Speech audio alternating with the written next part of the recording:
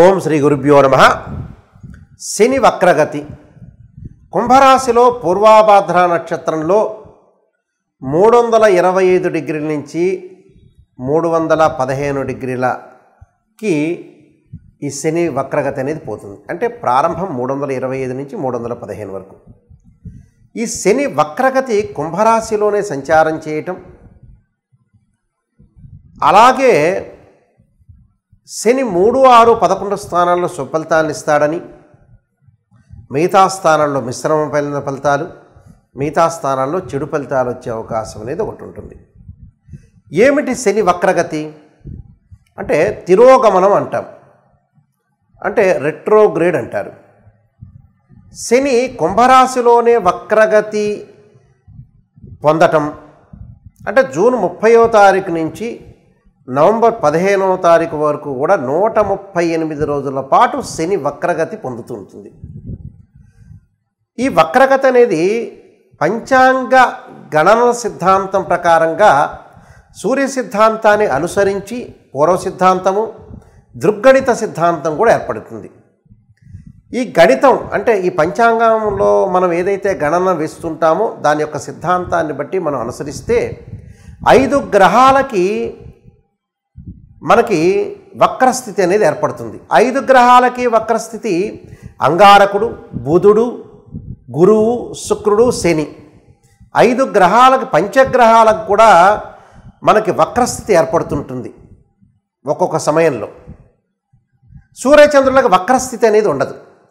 రాహుకేతులు ఎల్లప్పుడూ కూడా వక్రస్థితిలోనే ఉంటారు.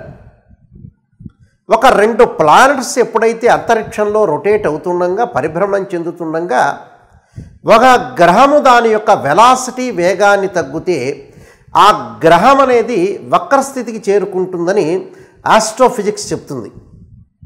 అంటే అన్నీ కూడా గ్రహాలన్నీ కూడా అంతరిక్షంలో తిరుగుతూ ఉండగా ఈ 138 రోజుల పాటు శని తన యొక్క వేగాన్ని తగ్గించుకుంటుంది అని అర్థం. అంటే 2 ప్లానెట్స్ అంటే 2 or more ప్లానెట్స్ రొటేట్ అవుతూ ఉండగా ఒక ప్లానెట్ కానీ దాని యొక్క వెలాసిటీ వేగం తగ్గితే అది వక్రస్థితిలోకి ఏర్పడినట్టుగా అర్థం. అంటే భూమి మీద ఉండే వాళ్ళకి ఆ గ్రహం వెనక్కి వెళుతున్నది అని అర్థంగా ఆపాదిస్తారు. అంటే ఉదాహరణకి 2 కార్లు వేగంగా వెళుతుండగా ఒక కారు యొక్క వేగం 80 డిగ్రీల కంటే ఇంకో కారు 100 డిగ్రీలు, ఇంకో కారు 100 డిగ్రీలు తిరుగుతూ ఉండగా ఉన్నట్టుండి ఒక కారు దాని యొక్క వేగం అనేది 80 డిగ్రీల స్పీడ్లోకి వెళితే ఆ 80 డిగ్రీలో ఉన్న కారు అనేది వక్రస్థితికి ఏర్పడింది అని అర్థం. శని యొక్క ప్రభావం ఎలా ఉంటుందనంటే, మరి దీన్ని రెట్రోగ్రేడ్ ట్రాన్సిట్ సిస్టమ్ అంటారు. అంటే ఇవి ముఖ్యంగా సంహితా గ్రంథాల్లో కానీ, జ్యోతిష్యపర గ్రంథాల్లో కానీ, జ్యోతిష్శాస్త్రంలో కానీ వక్రస్థితి గురించి ప్రత్యేకంగా చెప్పబడ్డాయి శాస్త్రంలో. కాబట్టి ఈ వక్రస్థితి అనేది వల్ల ఫలితాలు కూడా మారిపోతూ ఉంటాయి. అంటే సహజంగా ఎలా ఉంటుందంటే దాని వెనక స్థానాన్ని మనం చూసుకోవాల్సిన అవసరం అనేది ఒకటి ఉంటుంది. కాబట్టి వెనక భావం యొక్క ఫలితాలు పడే అవకాశం ఉంటుంది. ఇక్కడ భావం అని కూడా కాదు, వెనకటి యొక్క స్థానం ఫలితం అనేది వచ్చే అవకాశం అనేది ఒకటి ఉంటుంది. కాబట్టి వక్రస్థితిలో చెడు మంచి యొక్క మిశ్రమాలు కలిసే అవకాశాలు ఉంటాయి. ఒక గ్రహానికి, ఒక రాశికి ఎప్పుడైతే గ్రహస్థానం అనేది మారుతూ ఉంటే, వక్రస్థితిలో మారుతుంటే ఫలితం కూడా మారిపోయే అవకాశాలు అనేవి ఖచ్చితంగా ఉంటాయి. కన్యారాశి వాళ్ళకి శని వక్రగతి వల్ల వాళ్ళకి కొన్ని ఫలితాలు అనేవి మిశ్రమంగా ఉండే అవకాశాలు ఒకటి ఉన్నాయి. అంటే శని వక్రగతి కుంభరాశిలో సంచారం వల్ల కన్యారాశి వాళ్ళకి పూర్వభాద్ర నక్షత్రంలో ఉండటం వల్ల 6వ స్థానంలో శని యొక్క సంచారం అనేది ఉంది. అది ఏదైతే వక్రస్థితిలోకి వెళ్ళిందో దాని వెనక ఉండే స్థానం యొక్క ఫలితం వచ్చే అవకాశం ఉంటుంది. అంటే పంచమ స్థానం యొక్క ఫలితం వచ్చే అవకాశాలు ఎక్కువగా ఉంటాయి. దానివల్ల ఎలా జరుగుతుంది? సరైన నిర్ణయాలు సరైన సమయంలో తీసుకోకపోవటం వల్ల కొంత నష్టం వాటిల్లే అవకాశాలు ఎక్కువ ఉంటాయి. అంటే మిమ్మల్ని మీరు నమ్ముకోవాలి, మిమ్మల్ని మీరు నిందించుకోకూడదు. కొన్ని బుద్ధి మారటం జరిగే అవకాశాలు ఉంటాయి. బుద్ధి కూడా రకరకాలుగా మారుతూ ఉంటుంది. కొన్ని అవకాశాలు కూడా కొన్ని కోల్పోతూ ఉంటుంది. అంటే అవకాశాలు కూడా కొన్ని కోల్పోతారు. ఎందుకని? బుద్ధి అనేది ఒక స్టెబిలిటీ లేకుండా మారుతూ ఉంటుంది. ఆ మారటం వల్ల కూడా మనకి చేతికి వచ్చే అవకాశాలు అనేవి మనం అనవసరంగా కోల్పోయినట్టుగా ఉంటాం. అంటే చేతికి వచ్చిన అవకాశాలు కూడా చాలా ఇంపార్టెంట్ కదా. తోబుట్టువులతోటి, జ్ఞాతులతోటి, అంటే అన్నదమ్ములతోటి, అక్క చెల్లెళ్ళతోటి కూడా చిన్న చిన్న కలహాలు వచ్చే అవకాశాలు ఉంటాయి. అంటే ఇవన్నీ కూడా బుద్ధి మీద ప్రభావం చూపించే అవకాశాలు ఎక్కువ ఉంటాయి.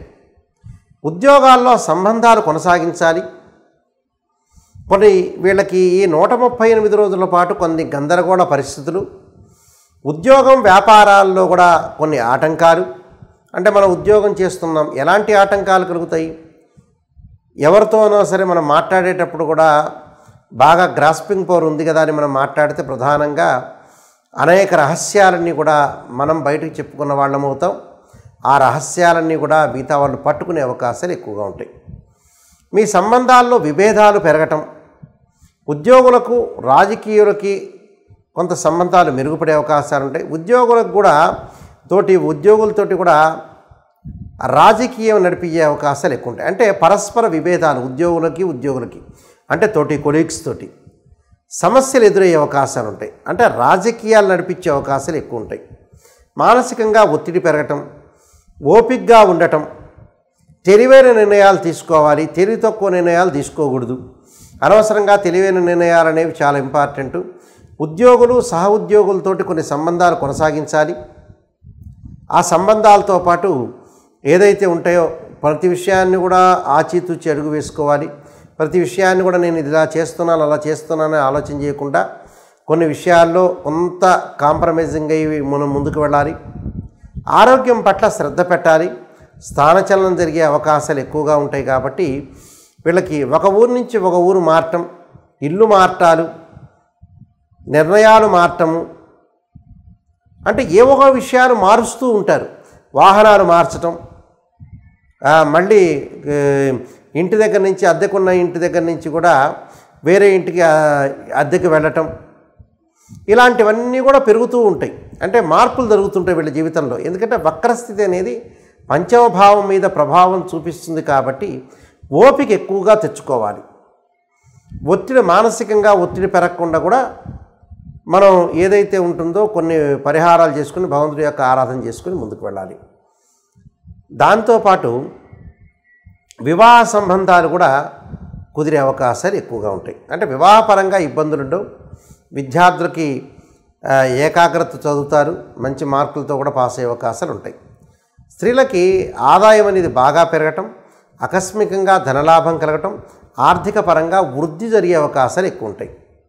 అంటే ఆర్థిక పరంగా బాగుంటుంది, కానీ కొన్ని గందరగోళమైన పరిస్థితులు, కొన్ని అనవసరమైన తగాదాలు రాద్ధాంతం వెళ్లకుండా లౌకిక తత్వంతో, లౌకిక భావంతో ముందుకు వెళ్ళాలి. అలానే ప్రయాణాలు చేసేటప్పుడు సొంత డ్రైవింగ్ అనేది అవసరం లేదు. ఎందుకంటే ప్రయాణాల ద్వారా కొన్ని ప్రమాదాలు జరిగే అవకాశం ఉంటుంది కాబట్టి సెల్ఫ్ డ్రైవింగ్ అనేది పని కాకుండా మంచి డ్రైవర్ని పెట్టుకొని ముందుకు వెళ్ళాలి. అలానే ప్రయాణాల్లో కూడా ప్రముఖ వ్యక్తులు కలిసే అవకాశాలు ఎక్కువగా ఉంటాయి. దానివల్ల కూడా వీళ్ళకి మంచి జరిగే అవకాశాలు ఉంటాయి. కాబట్టి రాజకీయ పరంగా, రాజకీయ కక్షలు కానీ, రాజకీయ పరంగా కానీ మీరు ఏదైనా సరే సమతుల్యంగా ఉండండి, జీవితాన్ని కొనసాగించండి. వివాహ ప్రయత్నాలు సఫలీకృతం కావటం, మంచి సంబంధ బాంధవ్యాలు కలిగే అవకాశాలు ఉంటాయి. సంతానం ద్వారా ఎవరైతే ప్రయత్నాలు చేస్తున్నారో అవన్నీ కూడా మంచి సఫలీకృతం అవుతాయి. ఇన్ఫర్టిలిటీ ఇష్యూస్ అంటారు, సంతానం కలిగే అవకాశం కూడా ఖచ్చితంగా ఉంటుంది. అంటే టోటల్గా వీడు నూతన వ్యాపారాలు ప్రారంభం చేయొచ్చు, డబ్బు పరంగా ఇబ్బందులు ఉండవు, ఉద్యోగం అనుకూలంగా ఉంటుంది. అలానే ఇన్ఫర్టిలిటీ సంతానం కలిగే అవకాశాలు ఉంటాయి. అయితే కొన్ని చిన్న గొడవల వల్ల కొన్ని ప్రాబ్లమ్స్ వచ్చే అవకాశం అనేది ఉంటుంది. ఈ వీడియోని చక్కగా ఈ రాశి వాళ్ళు మొట్టమొదట చెప్పిన విషయాలే కాకుండా స్కిప్ చేయకుండా టోటల్గా ఈ వీడియోని అంతా కూడా చూడండి. ఇక్కడ మంచి చెడుల యొక్క మిశ్రమం అనేది బాగా ఎక్కువగా ఉంటుంది. చాలామంది కూడా ఈ వీడియోని చూసేటప్పుడు ఫస్ట్లో కొన్ని బాగలేదు కదా అని ఆలోచన చేసి స్కిప్ చేస్తుంటారు. అలా చేయొద్దండి. చివరి వరకు కూడా ఈ వీడియోని చూడండి. మంచి ఫలితాలు ఏం జరగబోతున్నాయి చూసుకోండి. కొన్ని పరిహారాలు కూడా చేసుకోండి. ఆ పరిహారాలు ఏమిటి అని అంటే మహావిష్ణువు యొక్క ఆరాధన. అంటే నారాయణాయ ధ్యే వాసుదేవాయ ధీమహి తన్నో విష్ణు ప్రచోదయాత్ అనే మంత్రాన్ని ఓం నమో నారాయణాయ నమః అనే మంత్రాన్ని చక్కగా చదువుకోండి. దానితో పాటు పంచగవ్యాలు ఉంటాయి. మనకి ఆవు పాలు, ఆవు పెరుగు, ఆవు పేడ, గోమూత్రము, ఆవు నెయ్యి. అంటే మళ్ళీ రిపీట్ చేస్తున్నాను. ఆవు పాలు, ఆవు పెరుగు, ఆవు పేడ, గోమూత్రము, ఆవు నెయ్యి. అంటే వీటితోటి మహావిష్ణువుని అభిషేకం చేయండి. ఇది మనకి చిన్న మామూలు రెమెడీ కాదు. ఇది స్కాంధ పురాణంలో చెప్పబడిన రెమెడీస్ మాత్రమే. దీనికి శాస్త్రీయత ఉంది కాబట్టి నేను దీని యొక్క రెమెడీస్ చెప్పాను. ఇది చక్కగా చేసుకోండి, మీకు మంచి జరిగే అవకాశం ఉంటుంది. ఈ రాశి వాళ్ళందరికీ కూడా మంచి జరగని ఆశిస్తూ సర్వే జనా సుఖినో భవంతు.